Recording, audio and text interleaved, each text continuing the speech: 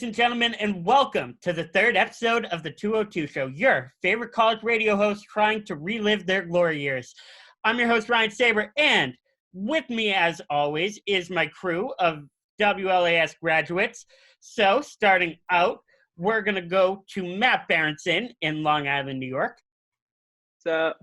Sean Corcoran in Waltham, Massachusetts. So, Andrew Greenblatt in Framingham, Massachusetts. Hello. Mike Masala making his first appearance, Uncle Mike in Norton, Massachusetts. How we doing? And Jared Guirleo. And Jared, I forgot where you live. Northborough, Central Mass, baby. I was going to say Dedham, but then I'm like, that's Cat. And I know they're not in the same place right now. But, yeah, guys, I am so happy to have you guys all here. I'm so stoked for the show. If you're tuning in, I've pointed out millions of times before how much I love Lasell Radio and how this crew of people is my favorite crew of people on planet Earth. So, guys, I'm going to be completely real with you tonight and tell you that I pretty much stole all of our topics tonight from Twitter, but I actually think we're going to have a lot of fun. But before we do, I want to start out with a new game, or a new segment if you want to call it. It's called One Old, One New. So I'm going to give you a category, and I want one answer from before 2015 and one answer from after 2015. Considering at this current moment in time, we're all stuck at home, and we're all, I think, pretty huge comic book nerds, and I'm pretty proud of that as I say it. I want to hear one comic series, run, story arc, whatever, to binge read. Because I hate to say it, and like I really, really, really hate to say it, but in terms of superhero movies and TV, I'm at the point where I feel like everything I would want to watch, I've already seen a couple times over. So recently I've been doing a lot more reading than I have been watching like superhero TV. So I want to hear your choices. One story arc before 2015 and one story arc over the last couple of years. Greenblatt, I know you asked to go first, so I'm going to let you go ahead and kick us off. Oh, all right. Well, for pre-2015, I think I'm going to go with Punisher Max. Oh, that's a great one. From around I think it was 2000? I want to say it was Marvel Knights. Yep, 2003 by Garth Ennis, right? Yeah, I believe so, yeah. Oh my God, it's so good. I mean, if you like the Punisher, you would want to read Punisher Max, because that's when Marvel wanted to go dark and edgy, and they allowed like M-rated comics essentially.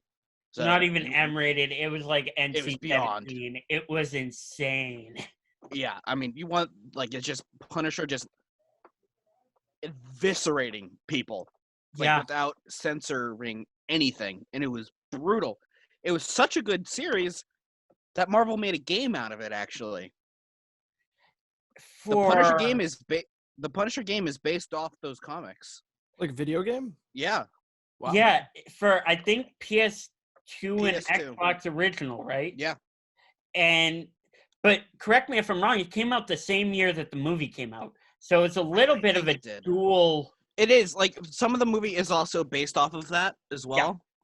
Like, there's, like, the Russian and the stairwell scene, along with, like, the torture. Yep. A lot of that's very similar. Yeah, they had that Barracuda storyline. They had the Jigsaw storyline. That was insane. So, after 2015. I'm going to go with House of X and Powers of X. Another good one. So what it is, if you're not familiar, 2019, for the last 5-6 years, the X-Men haven't been that great in the comic-wise. They've been okay. We've gotten a few good stories, but until Jonathan Hickman got put in charge of X-Men, it changed the game.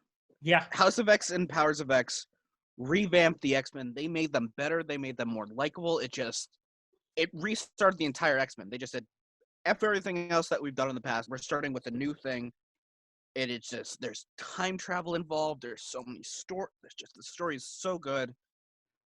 Yeah, you get a different type of Charles Xavier, one that takes more action instead of just sits on his ass. Because he literally has the ability to stand up, and he actually does stuff. Yeah. It's fantastic. Jonathan Hickman saved the X-Men. Yeah, I agree. I like it. I think it's a very good run. I have tried doing X-Men Red, X-Men Blue, X-Men Yellow. I couldn't get into it. No, House of X, I really dig it. Matt, ball's in your court. Alrighty. So for my old, this technically counts as old because it started in 2002, ran until 2018, but it's old. The Invincible comics, from Image. For anyone who doesn't know, that's like my favorite comic book story arc series of all time. It's made by Robert Kirkman, who's most popularly made The Walking Dead. And again, it's one of those comic books that is super duper X-rated, very gory, very intense, very interesting story arcs, kind of makes fun of the whole just comic book genre while doing its own campiness. It's really cool. Great comic book series for anyone who wants to read something that's a little bit not Marvel and DC. Yeah, I dig it. I definitely feel you there. I remember, and I'm going to say the word action figures 1,000 times in this podcast anyway. I specifically remember the first New York Comic-Con we went to. It wasn't in Forest, was it? It wasn't Forest because we weren't close enough junior year. My junior year. The first New York Comic-Con we went to, I remember the first thing you bought was an Invincible action figure, and you're like, I'm so stoked I found this. It's the only thing I bought that day. Yeah, I think it is. I think it was the only thing you bought that day. Meanwhile, I walked out with like an entire backpack full of action figures. It was nuts. I still remember the night you knocking at my door at like 3 a.m. saying, "Hey, you want to go to New York Comic Con in 2 weeks?" Yeah, like, we got tickets. We got tickets for the tickets for Thursday were like fucking $45, $50 a piece. Yeah. And the hotel, because we stayed in New Jersey, was like $30 each. Yeah. And we split it. And I drove. It was a great time. I kept you guys up all night. I still have the video. God. I still have the video of Greenblatt snoring like a chainsaw. That was rough. That was nuts. Matt, new storyline. New storyline. This one's about 2 years old, and that is Marvel's Secret Empire. Very good. Yeah, so this is one that I feel got a lot of hype when the whole Captain America Hail Hydra image came out. Everyone's like, "Oh, what's going on?" But besides that, everyone was freaking out, and I thought it was so cool. I didn't start Secret Empire until after I saw that, which I'm sure most people are on the same page because you're like, okay, what's going on here? As far as Marvel goes, it's one of my favorite arcs to come out of the last few years. It's super interesting. It's a little bit different.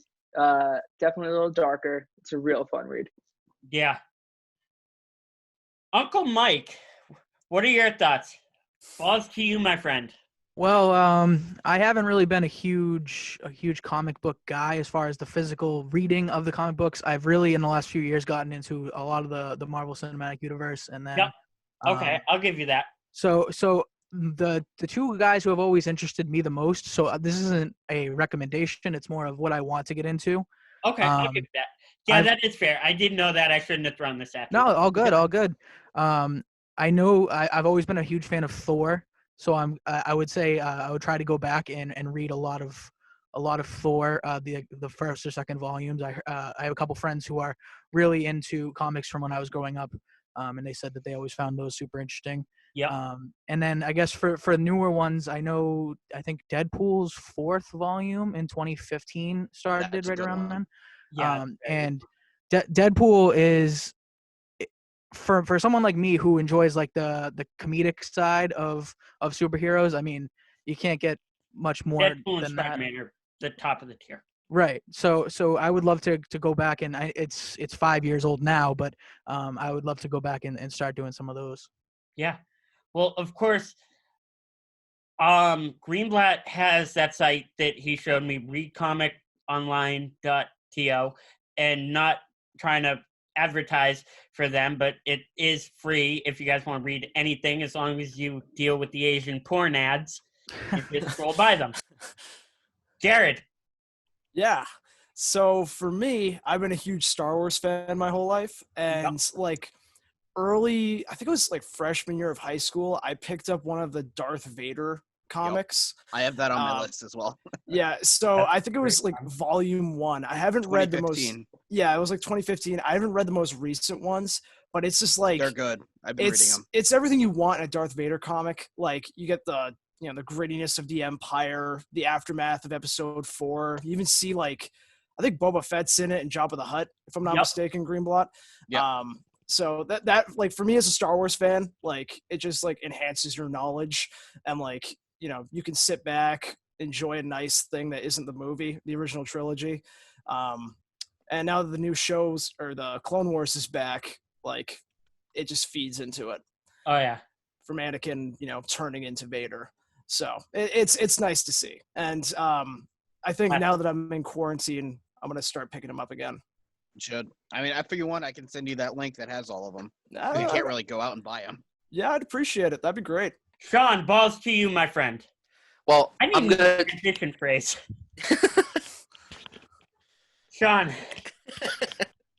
I'm kind of in the same boat as Mike. I like comic books, but I wasn't like huge into them like you guys. Like you guys are making me look like an amateur in comparison. But you're good, my friend. I always loved my favorite superhero growing up was Spider-Man by 10,000 miles. Remember my dad was kind of into it when he was little, so he passed it on to me.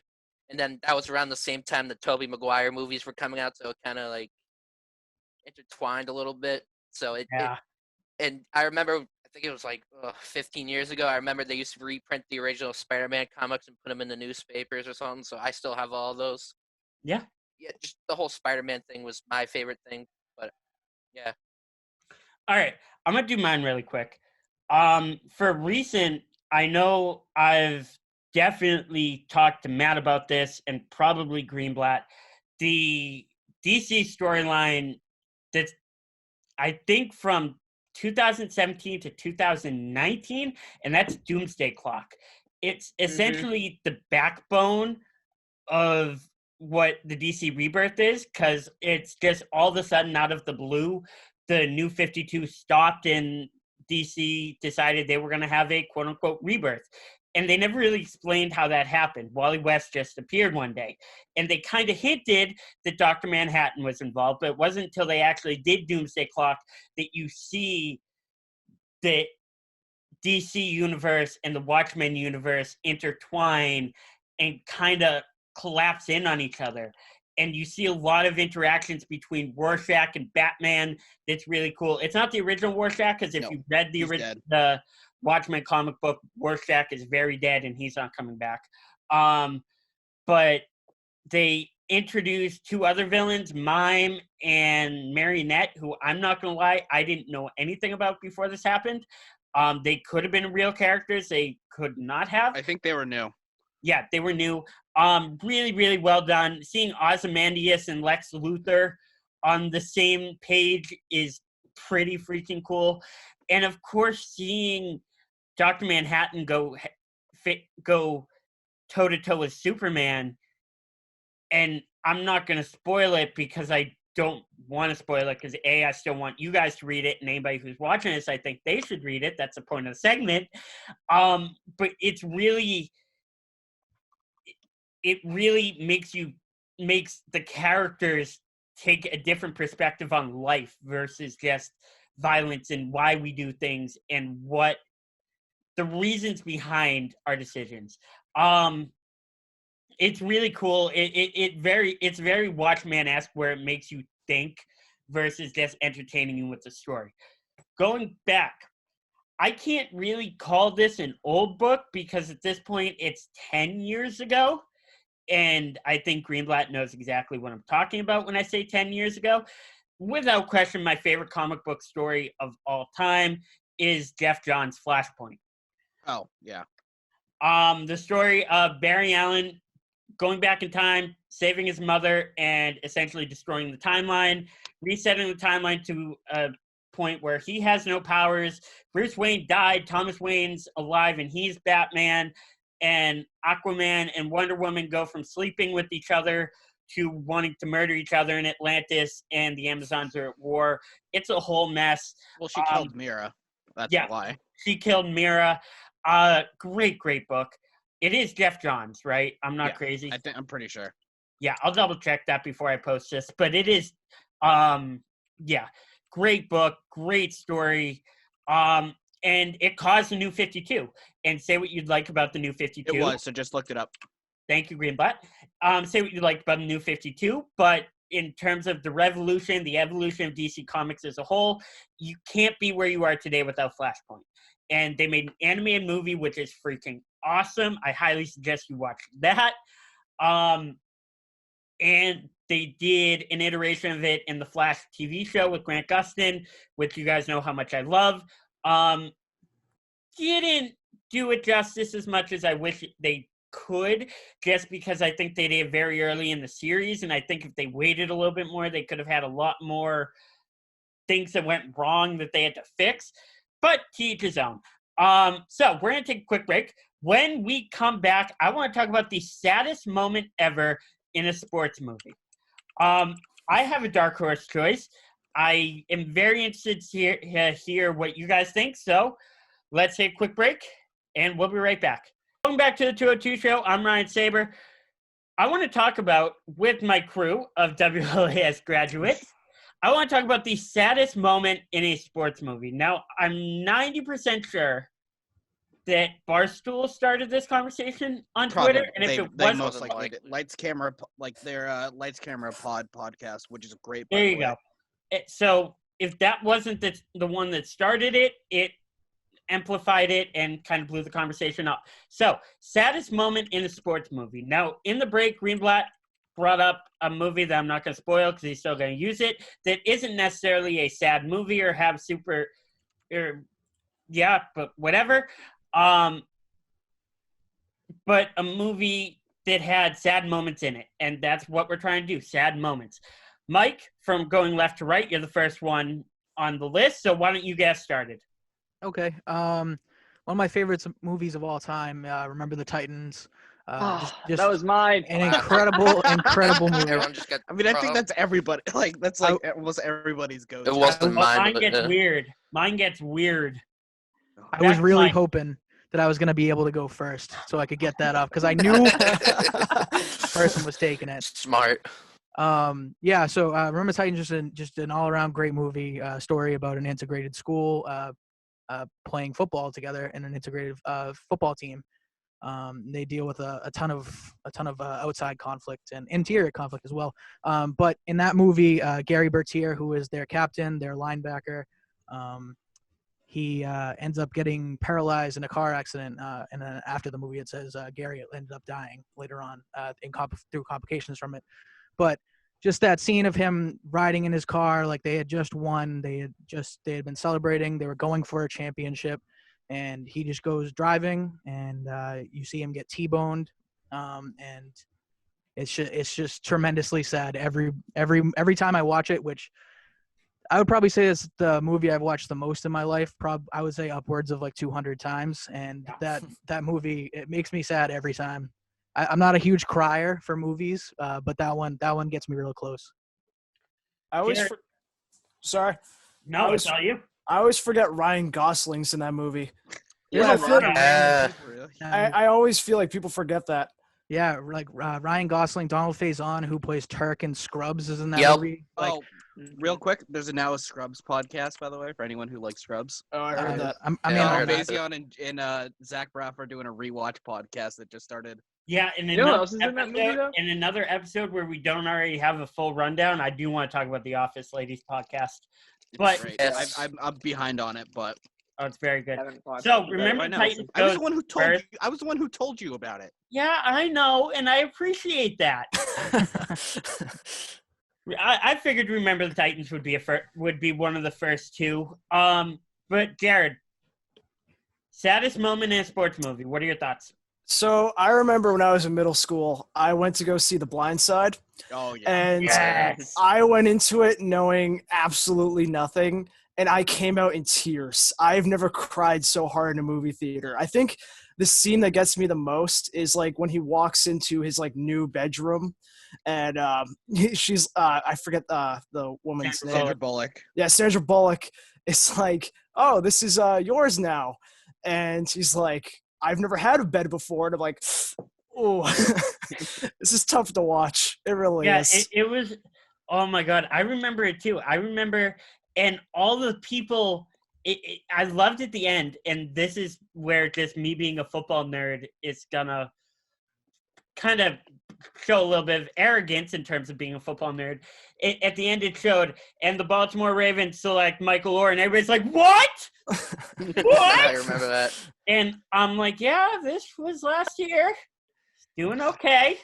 Not great. Isn't he like he's not doing well right now? Didn't he just get cut? Doesn't he been cut from a couple of teams? He hasn't played in like he's retired. several years. Yeah. Yeah, I think he's retired at this point. He played for I think Carolina. he got cut a couple times. Didn't he play for Seattle at one point? He might have. I don't know. Hang on, he was on that Tennessee, Carolina team that made it. Yeah. Tennessee. He played for the Titans and the Panthers, and the What up? Yeah. Ravens. I'm on his wiki page right now. All He right. played from the Ravens from 09 to 2013, the Titans for 2014, and the Panthers from 2015 to 2016. Hey, he won a Super Bowl. There's a scene in that Oh, they movie. lost. No, they won. No, they won. It was the Ravens versus the 49ers. Oh, I'm thinking of the Panthers one. My bad. Yeah.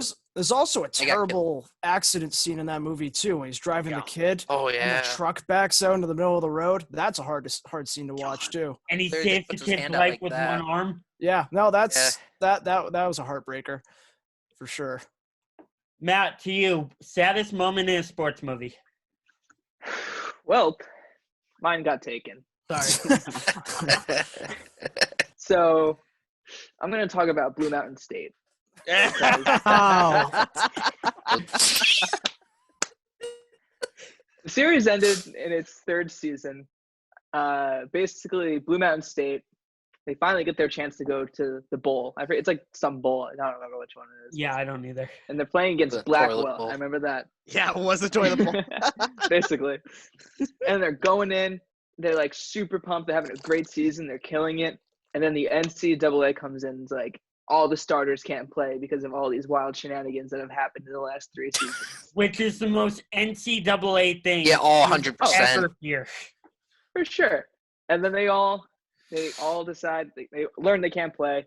They get their butts handed to them, and then they always go on this depressive drinking bender. And if that doesn't make you just a little bit sad, I don't know what does. They do go on eventually to build their own football field in the middle of a wheat field, and Yes. they win. God. But at that time, it was pretty sad. It's an inspiring tale. I would say so. He burned down the entire crop field because he wanted to get God high. Yeah. What a right. great show. Oh my god. Fun fact, Alan Richardson, is it Richardson or Richmond? I think it's Richardson. Richardson. Alan Richardson, great Hawk. Oh yeah. Great Yeah. Hawk on Titans, great job. Hey, remember He when was also Love him. he was also great Aquaman. yeah in Smallville. Smallville. There you go. Jesus. And then they Um, recasted him for the Aquaman pilot with Justin Hartley, who played Oliver Queen in the Yeah. Lost Aquaman Ooh. pilot. If any of you saw that Lost pilot, Yeah, it's bad. yeah. Yeah, it's a little, yeah. Sean, to you. I thought this whole movie, well, the beginning of this movie, We Are Marshall, Yeah. Ooh, there you go. Yeah. That was- I mean, Yeah. based off of, like a lot of sports movies, it's based off a true story. And, you know, the 1970s when the entire Marshall team got killed in a plane crash, movie basically talks about their first season after and trying to rebuild. Matthew McConaughey's in it. I don't remember who else is in it, but I mean, the whole movie was good, but just the whole premise of it's kind of sad, obviously. Yeah. And it is sad when you see those based on true stories, but it's also kind of inspiring when you see an inspiring movie that's based on a true story. Greenblatt, to you. Field of Dreams. Okay. I mean, I'm gonna go with one specific moment. If you're a baseball fan, even if it's not like sad, I mean, it'll make you cry. Like when he builds a field and when he has that catch with his dead father. Oh, yeah, it can give you goosebumps. Yeah, I One of those cried things. like a goddamn baby because it was just Because you are one. yeah, pretty much. It's a powerful moment.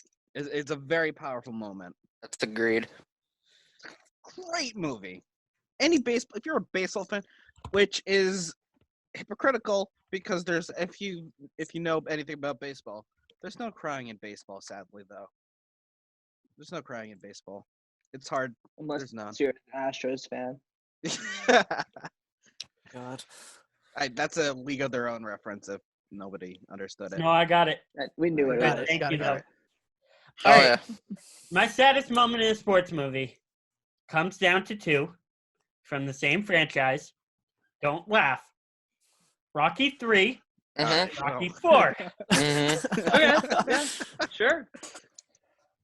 Rocky 3. I'm actually going with Rocky 4, but let me tell you the runner-up.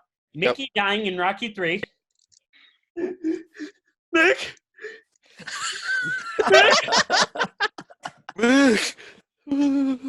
Rocky 4. Throw the damn towel! Throw the damn towel! And Apollo Creed getting beaten to death by the Russian. If he dies, he dies. Rocky to go play in the snow and run through a mountain As you do. and do some sit-ups from like a upside down position like this. I don't know. Not a great film. My personal favorite, just because I'm entertained. Oh, I'd love to watch it. Yeah, no question about it. Rocky 4 is like one of the best. It's certainly one of the more known. Yeah. From a fit, I was having this conversation with my dad yesterday because we were talking about Logan. First of all, and how Greenblatt still hasn't seen Logan. We were talking about Logan and the Joaquin Phoenix Joker movie versus like Avengers: Infinity War and Ant-Man the Wasp. One's like a good film, and one's just entertaining as F. In action too, yeah. Rocky 4 was very entertaining from a screenwriting perspective. No. Film perspective, no, not a great movie. Didn't Rocky 4 also have the robot, or was that Yes. Rocky 5? Yes. Yeah, it was 4. Okay, I wasn't The sure. best part of the No, movie. Rocky 5 was awful. Yeah. Saddest moment in a sports movie, Apollo Creed dying, especially because you really do get attached to him in Rocky 3.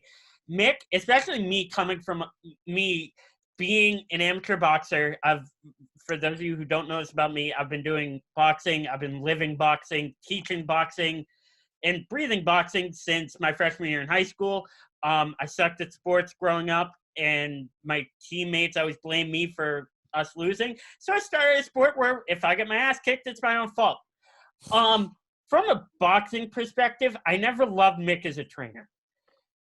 You have a lot of types of trainers. You have the type that I'm working with now, who's actually a professional fighter. He's 5-0 right now, James Perella, who's fucking nasty, who is very technical and very strict on technique. And then you have guys who just want you to hit really hard. I don't like Mick just because he's not loyal to Rocky. He only cares about working with Rocky when there's a paycheck in front of him, which is why I wasn't as attached to him, and why when Mickey died, I was kind of like, all right, well, storyline, I get it. Now this is a chip on his shoulder, and this has to make him work harder to beat up Mr. T.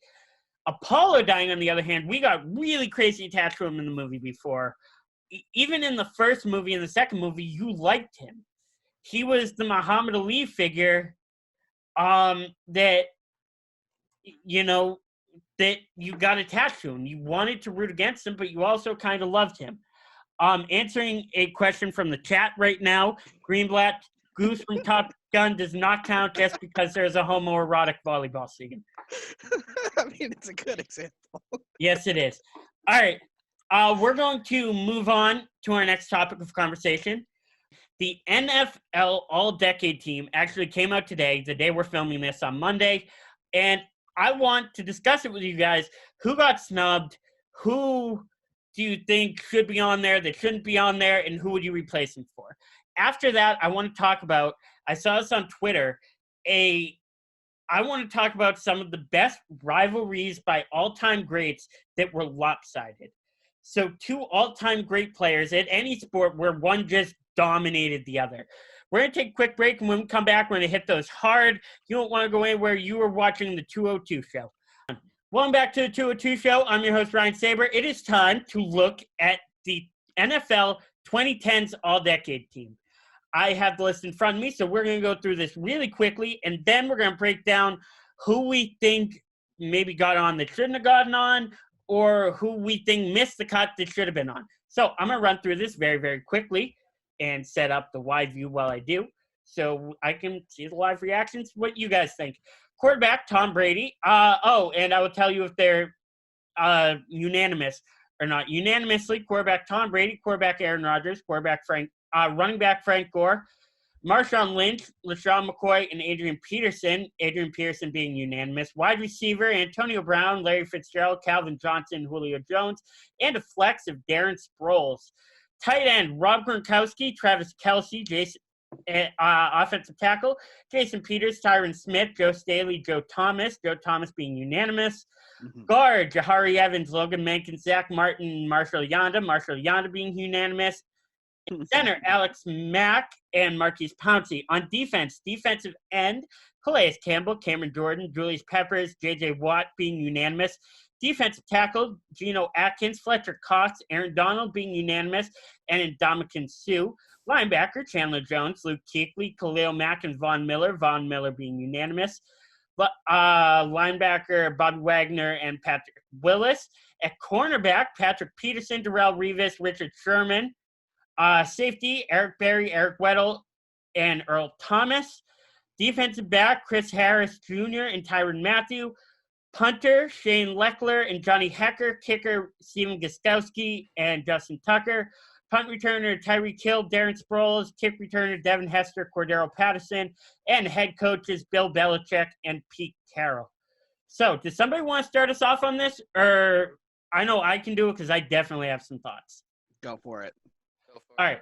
First of all, and I actually am glad I got this one first because being a New England Patriots fan and all of us being New England Patriots fans. Except for Matt.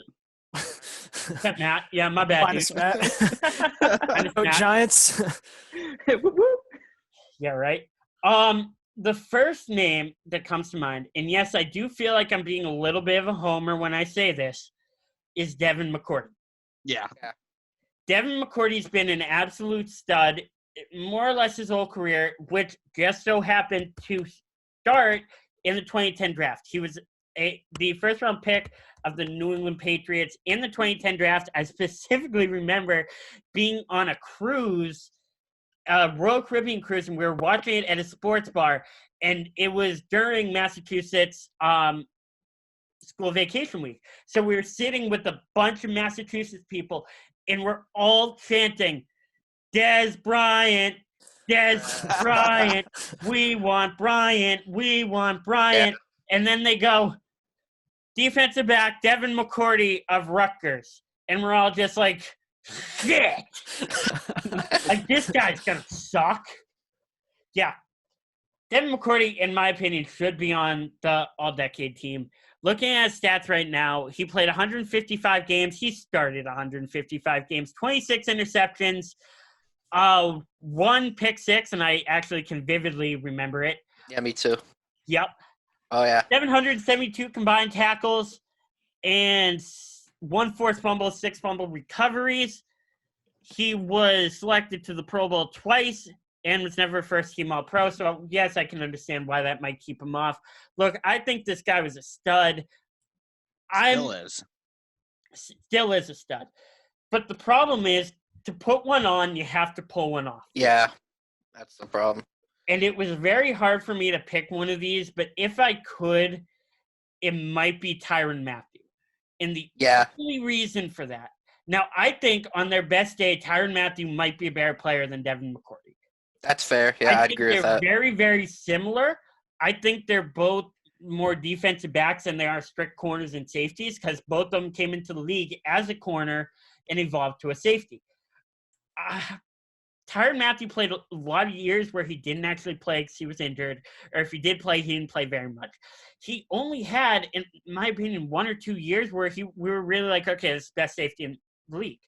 Devin McCourty, we may not be able to say it's the best pure safety in the league, but in terms of being an Ed Reed, Paul Krause type center field safety, Devin McCourty is one of the best out there. Another name that I just want to give maybe a little honorable mention. Couple names I want to give a little honorable mention to are another safety who I think got gypped a little bit, and that's Harry Hitman Smith for the Vikings, who I think is another stud player, great safety, and Aqib Talib. The problem is you only have 3 cornerback positions. If I could take Chris Harris off as a defensive back, now correct me if I'm wrong, I don't think Chris Harris played safety. So I don't know why. I think they're using the defensive back as because Tyrann Mathieu like an inside the box safety, like linebacker hybrid. That's what and I'm Chris saying. Harris is a nickel cornerback. So it's Exactly. I guess that's like the weird specialist defensive back position. No, I guess that's how they're looking at it. And I get that. And so the reason it's hard for me to say Aqib Talib is I can't justify taking Patrick Pearson off for Aqib Talib. Definitely can't justify taking Darrelle Revis off for Aqib Talib or Richard Sherman. No. Mike, what about you? What are your thoughts on this? Who's on, who's off?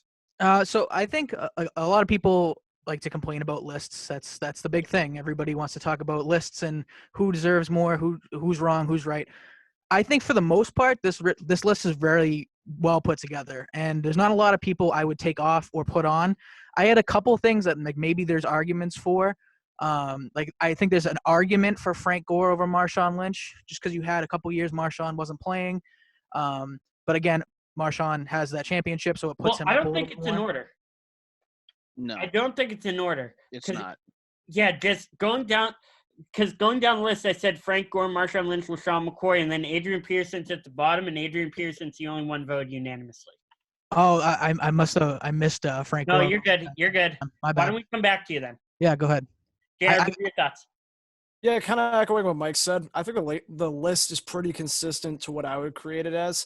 I think Drew Brees got snubbed just a little bit.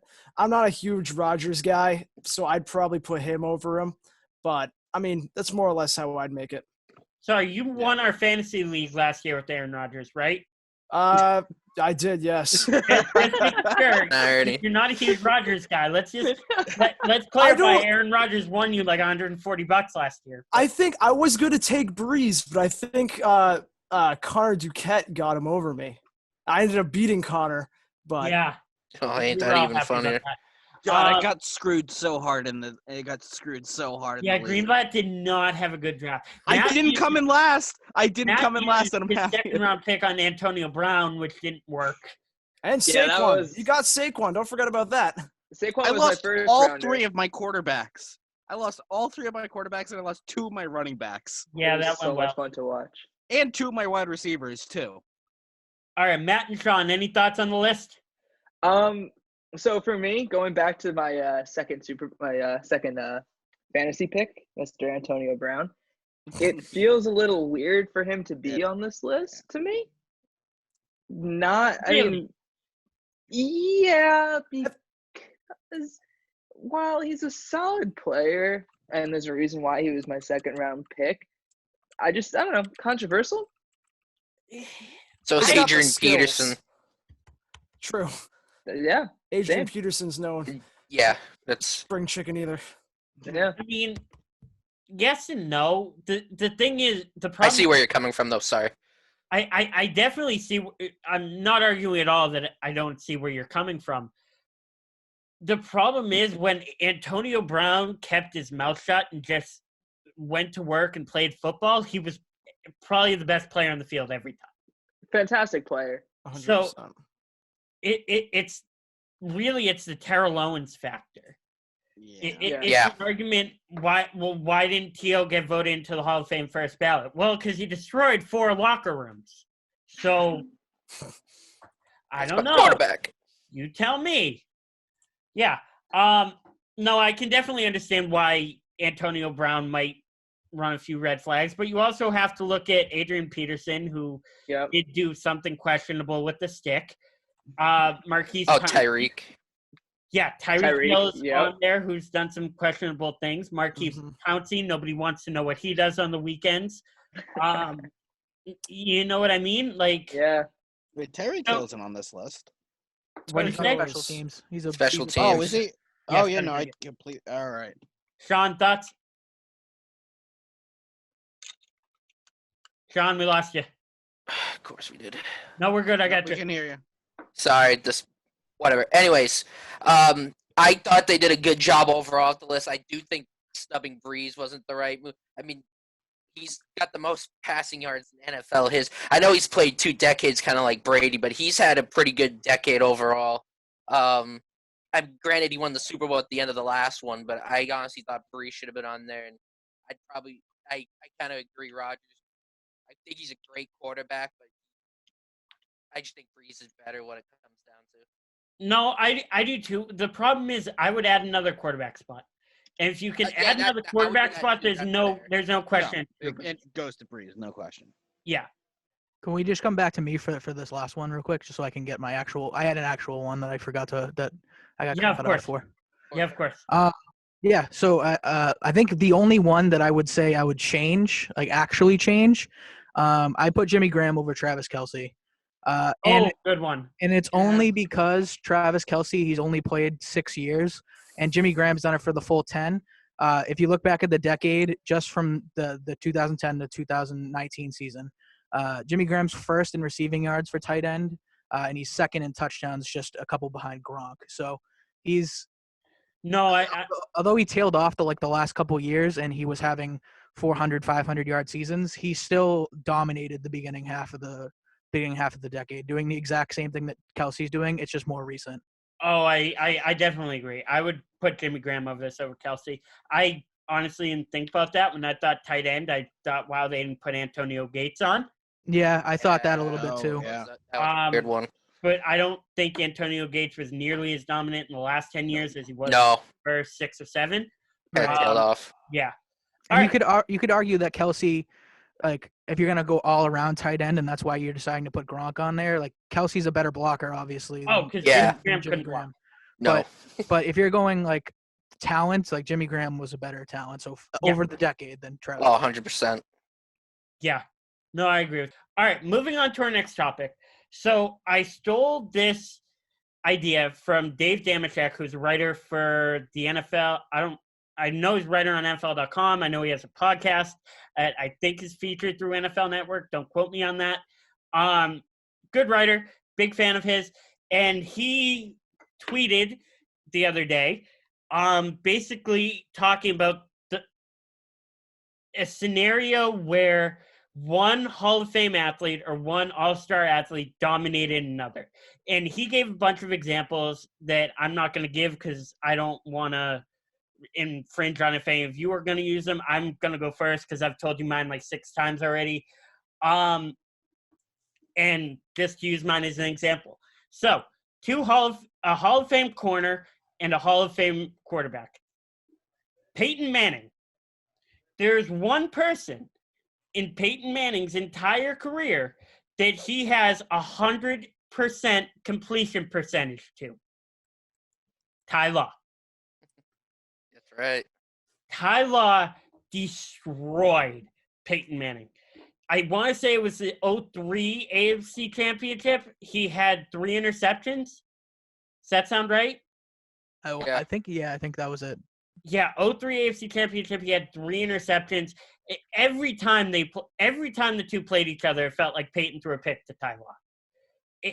Every time, and Ty Law would just shut Marvin Harrison, another Hall of Fame receiver, just take him out of the game, take him off the field. You could not throw at Ty Law when they were playing the Colts. It was insane. And even as he played the Jets, as he played for the Jets and as he played for the Chiefs, he still picked off Peyton. It was nuts. Ty Law just destroyed Peyton Manning. And as a Patriots fan, it was hilarious and fun to watch.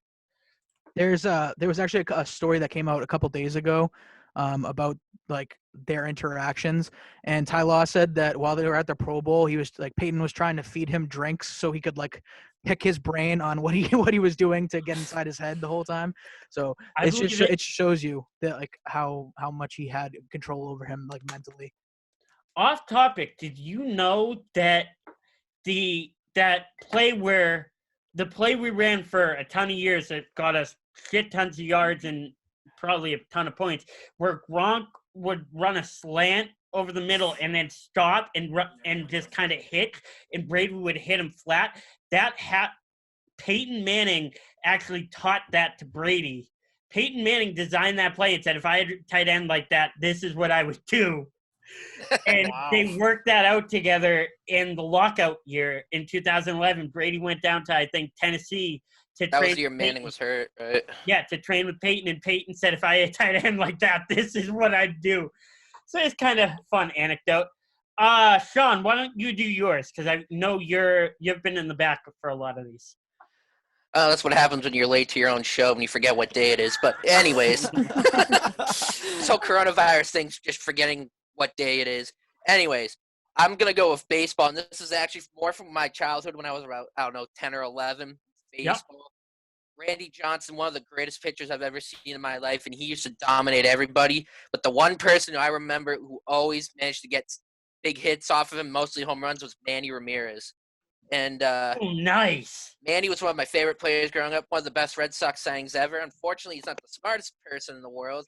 He had to retire because he got caught doing PEDs twice, and that basically destroyed his Hall of Fame career, unfortunately. But he was by far the best hitter I've ever seen in my life, and I just remember him sending Johnson could throw like 100 miles an hour easily, and Manny would just crush him over the monster. I forget he killed that bird one time. Manny killed the bird, yeah. So Manny Ramirez just dominated Randy Johnson. Even though Johnson's one of the greatest pitchers who ever lived, that's my pick. Yeah. Oh my God, Randy Johnson was just nasty, and Manny was a great hitter.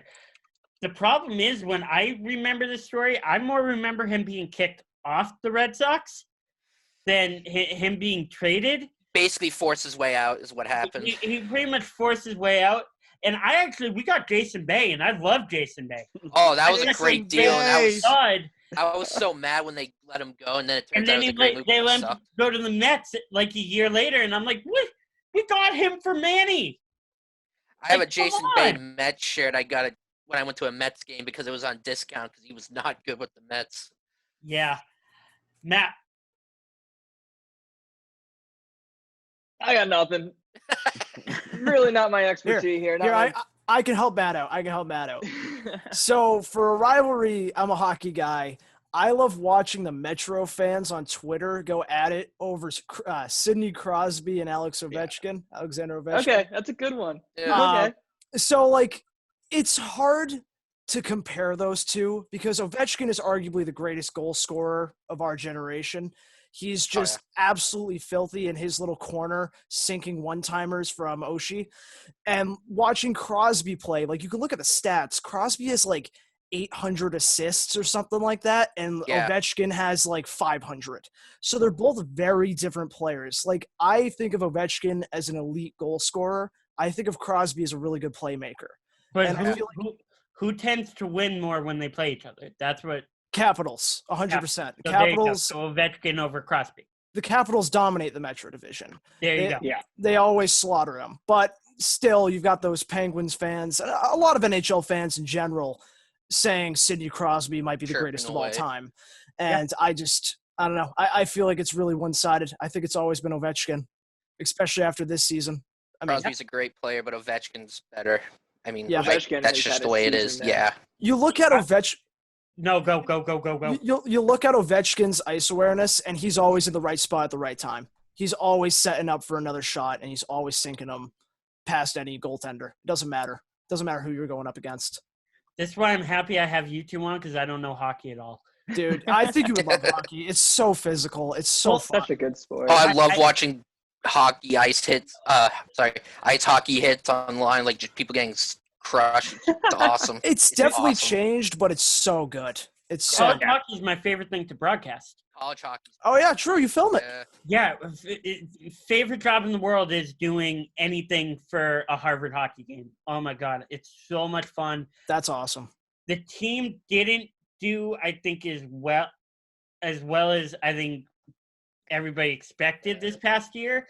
But, oh, my God. Every time I meet them, super nice guys. Oh, yeah. Coach Ted Donato, who actually Ryan Donato played for the Bruins. His father, Ted Donato, played for the Bruins. Ted Donato, the head coach of Harvard, talked to him a couple times. Super great guy. I love filming hockey. So Yeah, as a Ranger really fan. weird that I'm not a huge hockey guy when it's my favorite thing to broadcast and I work in broadcasting. I live right down the street from Bentley, and going to college hockey games is just a blast. That's awesome. Mike, what about you? One athlete that dominated another. All right, I got two quick ones. And I'm actually gonna go baseball for both of them. That's fine. Two Hall of Famers, Tony Gwynn, John Smoltz. If you just go on Twitter, I just want everybody to do this. Just go on Twitter and just type in Tony Gwynn stats, and you'll just find just the greatest. He was one of the best, if not the best hitter of all time. Yeah. Tony Gwynn faced off John Smoltz 75 times. If you think about it, you probably face a guy 2 to 3 times a game. Gwynn hit 444 against him in his career with an OPS of 1,161. 300 is the sign of like a really, really, really good hitter, and he hit over 100 points higher than him. He has ridiculous stats just in general. For example, Tony Gwynn, if he continued playing and he struck out for 1,182 straight times, he would still have been over 300. And if you look at against him, against other Hall of Fame pitchers, he faced Greg Maddux, Tom Glavine, John Smoltz, and Pedro 323 total times, and he struck out 3 times. So it's like this guy is just an incredible player. And then one with like a smaller sample size, but it's really cool, especially around here. Pedro and Ken Griffey Jr. They only faced each other 18 times, so it was only 6 or so games.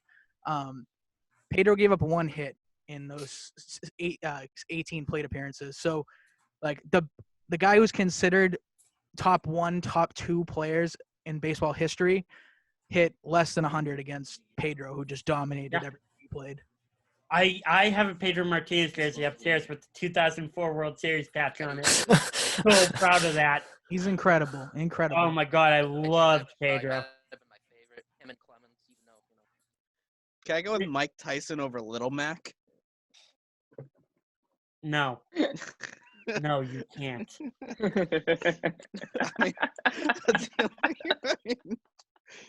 That's good. I like that. Can I use Madden 04? Can I use guys who use Mike Vick against guys who don't use Mike Vick? I mean, I was also going to say Mariano Rivera versus anybody in the playoffs. except Bill Miller. Bill Miller. Yeah.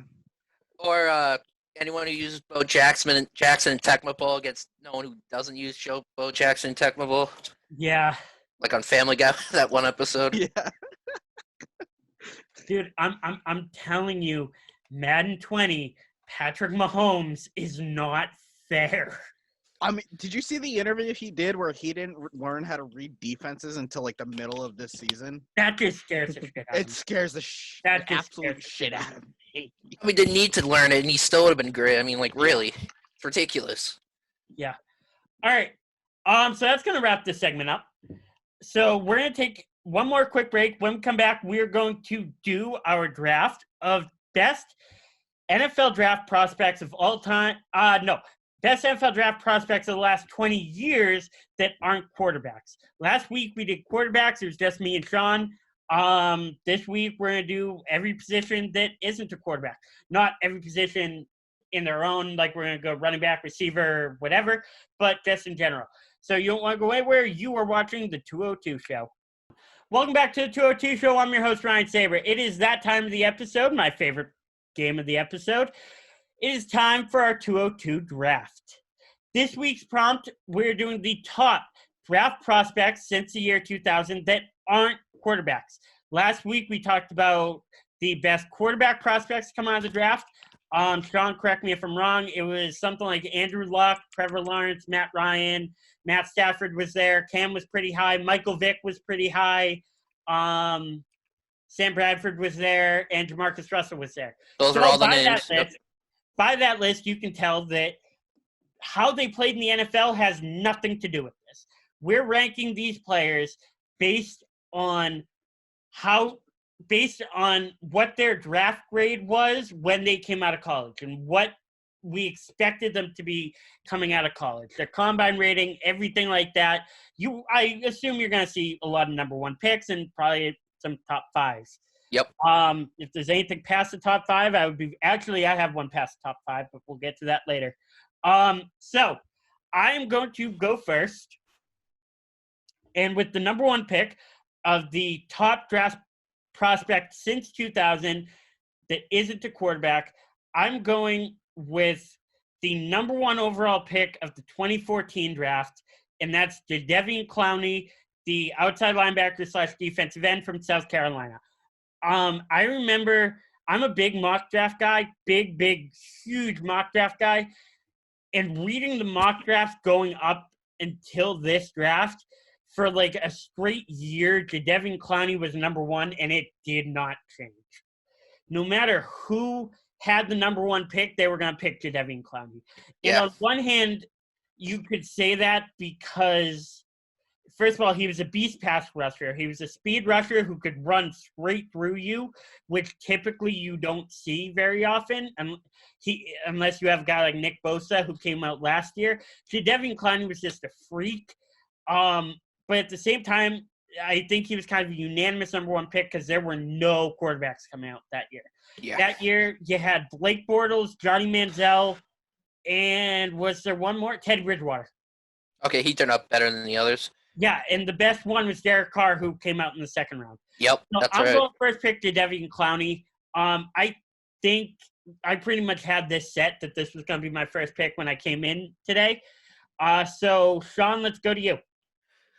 All right, so my first pick was the number 2 overall pick in 2007, and that was Calvin Megatron Johnson. Snagged from me. Snagged him. I just remembered Todd McShay for ESPN. I'm just reading, just refreshing. He's Johnson's the highest graded wide receiver he ever had, and he also, it's like his junior year, Georgia Tech had a little over 23,000 yards, and he had more than half of that in total offensive yards. He was just a freak in college, and the fact that, in retrospect, that Jamarcus Russell went ahead of, Jamarcus Russell, known the college, obviously made sense to go number 1, but in retrospect, it was a horrible decision by the Raiders. So, oh my God, they butchered it so bad. one way of putting it. Oh, you fucked up, man. Yep, that's. Oh, fucking Al. Yeah, that wasn't a good pick. No. He's known for that. Al Davis He really was is. obsessed with athleticism. All Obsessed. they had is football. I've been watching a lot of Football Life on NFL Network just because there's nothing on, and they mentioned his stuff. And he's drafted Sebastian Janikowski in the 1st round. Great kicker, but I mean, why would you draft the first? In the 1st round. Yeah. I don't know. All right, Mike, picks to you. I'm gonna also stick in 2007. And he was the 7th overall pick. Adrian Peterson, who we discussed earlier in the show. Adrian Peterson coming out of Oklahoma was insane. One of the best highlight tapes you can watch of college football, period. Especially his almost 2,000-yard season. He was incredible, and he came into the NFL and did the exact same thing that he did at Oklahoma. Again, some off-field issues, but if we're talking strictly football, just one of the best draft picks of all time, and he fell to 7th because he's a running back. I mean, that's literally the only reason. If He had he injury problems too. Right. If he was another position, I'm sure he would have been in that conversation for 1, 2, 3. He would have been a top with Calvin 3 Johnson pick. and Jamarcus. And if he didn't get suspended for doing something questionable, I think he's in the argument of top 5 running back ever. Right. You totally just sniped that from me. It's all right. I just had I my didn't think first of it one until you sniped. mentioned it. I'm like, crap. I forgot. That was my next pick. So I'm gonna go another running back. I'm gonna go 2016, and this is the number 4 pick, and another guy who's made some very questionable off the field decisions, and that is our good friend Zeke. Yeah. Ezekiel Elliott coming out of Ohio State. Number 4, once again, in the 2016 NFL draft. Definitely had some questions about character, which might be why he fell number 4. Having said that, looking at it right now, the first 2 teams need quarterbacks, and that was Goff and Wentz. And then Joey Bosa going to the Chargers. I don't think anybody's going to argue that. So Zeke kind of fell to where he should have fallen to. But, dude, he was a beast. He was unbelievable at Ohio State. I haven't seen a can't-miss prospect at running back since Adrian Peterson. And even Adrian Peterson, as I pointed out, had injury concerns. That's the only reason he fell 7th. Everything else, in terms of being a prospect, he's in the top of the list. But because of the injury concern, he fell 7th. Aside from the question that Zeke might do some of the stupid things he ended up doing, there was no reason he should have been the number 4th player in the draft. He was the number 1 player in that draft. Oh, he's the most talented. It's not even a question. Yeah, it's not even close. And he's gone on to have a great NFL career. And I do think he's grown up a little bit. I think we all do stupid shit when we were dumb. Or when college, we were young. You guys have seen me do plenty of stupid shit on the campus of Lasell College. So we'll let that go. Lasell University. It was college when we went. All right, Sean picks you. All right, so Megatron, Adrian Peterson, Zeke off the board. So my second pick is going to be another number 2 overall pick, but it's from the year before Calvin Johnson. And number 2 that year was Reggie Bush from USC. I mean, this kid was like, he was USC for whenever he played there, and he also played with, Leinart and all those. Those USC teams were ridiculous, but Reggie Bush, he won a Heisman, which technically didn't, but, all that lovely stuff. Won a national title. Okay, that's gone too. Sorry. I hate USC, but I always thought Reggie Bush was a great player in college, and he didn't do too bad in the NFL. Just he petered off kind of quickly. I mean, he got beat up a lot. He got like absolutely crushed a lot in the NFL. The fact that he played 10 years or close to it. The fact that he lasted that long was kind of surprising. He was a flex player and more like a third down running back in the era where linebackers were still allowed to beat you up just because you're standing near them. So Reggie Bush got beat up a lot. But I specifically remember that year, I want to say 5th or 6th grade. Got drafted, 2006 was 5th grade. But I definitely remember seeing everybody walking around with Bush jerseys at school before he ever played a snap. And that's kind of when you know a guy deserves to be on this list because his jersey sold everywhere and he hasn't played a game yet. Mike, picks to you. Can I get a pick in real quick? Yeah, go for it. Can I say JJ? Would you put JJ on this list? No, I wouldn't. Okay. I like to try, though. What about Julio? Julio, yes. Julio's a pretty good pick. Julio's a good pick. I mean, he made the all-decade team. He did make the all-decade team, but the argument is coming out of college. Okay. And the problem is, coming out of college, there was a better receiver than Julio Jones. Oh, fuck. Who am I thinking of? AJ Green. Oh, yeah. Now, having said that, pick is to me. My selection. Don't skip over me. Number 4 pick, huh? You skipped me, my guy. Come on. Oh, I did. I'm so sorry. I'm so sorry. Ouch. It's cool.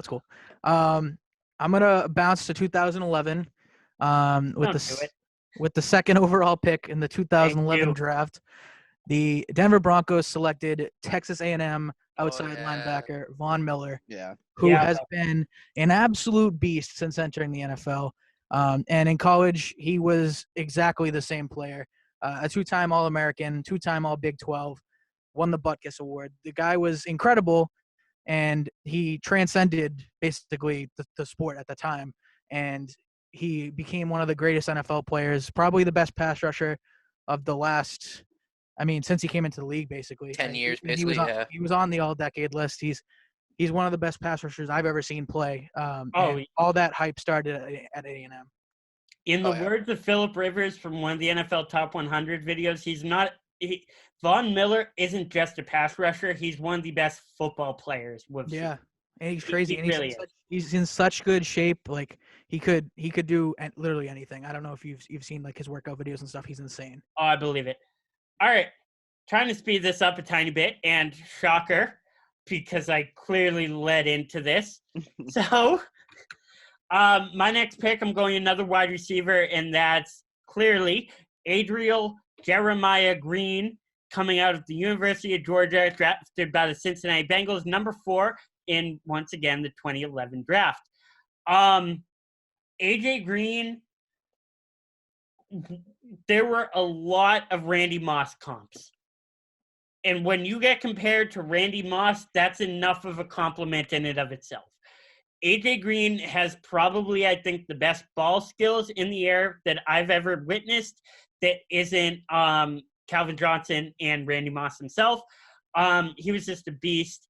There was a lot of hype coming out around him with the combine. And once again, with the mock drafts, looking back at the mock drafts from 2011, the entire year, I remember seeing AJ Green up top. There really was no doubt about him. Sean, to you, last pick. Nope. Yeah, we're only going to do 9 this week. Okay. The last pick. 9. Actually, right. No, we'll do 12. I just want to keep it moving. You know what I mean. Yeah, I'll be quick. This one, I'm going to go to my favorite whole college football team, Notre Dame Irish. Go Irish. And I'm going to go with I forgot what number pick he was. I'm sorry. I'm not as draft savvy as you, but the guy I picked was Jalen Smith out of Notre Dame. He was, yeah. He was. Why am I thinking a second-round pick? He fell because of his injury. He tore his ACL. That's why. He had ACL injuries, but he was like really touted when he was up. Oh, he definitely was. Yeah. He definitely was. I'm not saying at all he doesn't deserve to be on this list. I know. It was just kind of a sleeper pick. It kind of, Round 2, pick 34, 2016. Yep. Yeah, and he definitely was. The only reason, like I said, the only reason he fell is because he tore his ACL. Mike, to you. 2012, pick 3. Trent Richardson, running back. I forgot about him. Trent Richardson, that didn't end well either. Trent Richardson coming out of Alabama. Had an incredible final year. His first 2 years were really solid, but his last year was great. And I think he was a 2-time champion while he was there. And then came into the NFL and bounced around with like 4 teams in like 2 years, and he was out. And a couple of years ago on an interview with Pardon My Take, he said that he was going to – or sorry, not an interview on Pardon My Take, but an interview that was referenced on Pardon My Take. He said he still believes he's going to be in the Hall of Fame someday. Which is a wild thing to say when you played 3 years in the NFL. Theoretically, he can be in the Hall of Fame someday. He just needs to pay $8 for admission. So we can all be in the Hall of Fame. Admission's that cheap. Yeah, right. All right, my last pick, and this is also kind of an easy one. I took the other pass rusher that went number 1, and that is actually a really, really tough call because right now I'm literally bouncing back and forth in my own head. But the one I am going to go with is Mario Williams from 2006. Ooh, the player who was actually taken ahead of Reggie Bush. Put up great numbers in the combine. Just a natural freak of nature.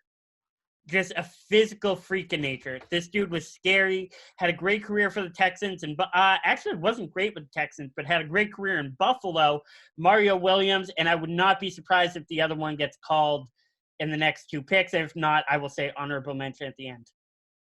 Okay. Sean, next.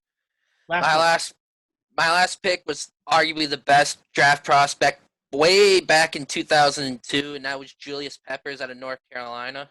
Ooh, good one. Was he number 2? Yeah. He was number 2. The only reason he went number 2 is because David Carr went number 1 by the Texans because they needed a quarterback. That turned out. It was Joey Harrington number 2. I'm looking right now. Joey Harrington might have been number 2, or Peppers was 2 and then Joey Harrington. You might be right. Either way. David Carr, Julius Peppers, Joey Harrington. Peppers won like every defensive lineman award he could win the year before he got drafted. He did. He was really highly touted. He also played basketball in college, so he's just a great athlete in general. He had a really good potentially Hall of Fame career. Mike, last pick, because we're at an hour and a half. Yeah. I think I'm gonna go. My last one is the number 4 pick of 2008 was Darren McFadden. Nice. And Darren McFadden was an Arkansas running back who was incredible in college. He was Heisman Trophy runner-up twice, and he won pretty much every other award that you can win for a running back, including the Jim Brown Trophy. So he was one of the best college football players of all time. And in the NFL, he didn't really work out to the level that you expect of a number 4 overall pick, but he was still serviceable. Especially he'd had a couple seasons with the Cowboys later on, and he made a bounce back. But I think that's my last pick. There you go. All right, couple honorable mentions that I do want to bring up. Robert Gallery, offensive guard, I want to say from 2004. Mm-hmm. The one I was very, very close to choosing is Myles Garrett, the pass rusher, 2017 number 1 pick, and Jalen Ramsey, corner from Florida State in 2016. Don't forget, Myles Garrett almost killed the guy. I don't think any of us will forget that. All right, so that is going to wrap up our show. From everyone here at 202 Show, guys, I just want to thank you all so much.